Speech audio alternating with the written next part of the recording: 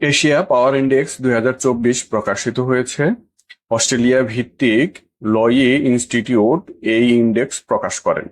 27টি দেশ ও 8টি বিষয় ভিত্তিক এই ইন্ডেক্স, যা এশিয়াতে কোন দেশ কতটা প্রভাবশালী তা নির্দেশ করে। আমার প্রশ্ন হচ্ছে, এই 27টি দেশের মধ্যে প্রভাবশালী মুসলিম রাষ্ট্র ইরান, সৌদি আরব ও তুরস্ক নেই কেন? উত্তরটি কারো জানা থাকলে জানাবেন প্লিজ।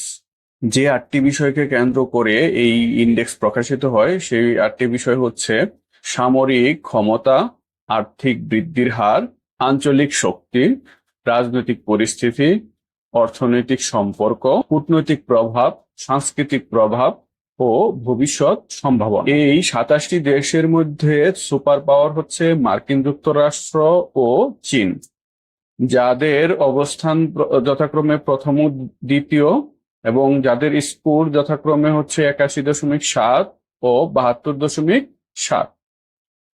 যদিও জিডিপিতে প্রথম স্থানে কিন্তু চীন, মানে অর্থনৈতিক ক্ষেত্রে প্রভাবশালী চীন। এই ইন্ডেক্সে বেশ ভালো করছে বলা যেতে পারে ভারত। গতবারের ইন্ডেক্সে তৃতীয় স্থানে থাকা জাপানকে সরিয়ে ভারত তৃতীয় স্থানে উঠে এসেছে। 4-এ নেমে গেছে জাপান।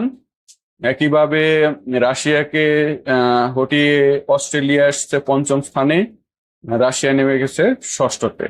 আর উল্লেখযোগ্য যদি রাষ্ট্রগুলোর অবস্থান বলি, তার মধ্যে পাকিস্তান আছে 16 নম্বরে, যার অবস্থান আগে ছিল 15তে। এই ইন্ডেক্সে বাংলাদেশের অবস্থানের এক ধাপ অবনমন ঘটেছে, যদিও এর স্কোর আগের তুলনায় বেড়েছে। বাংলাদেশের বর্তমান স্কোর হচ্ছে 9.4, অবস্থান হচ্ছে 20 নম্বরে। বাংলাদেশের পরে অবস্থান হচ্ছে শ্রীলঙ্কার।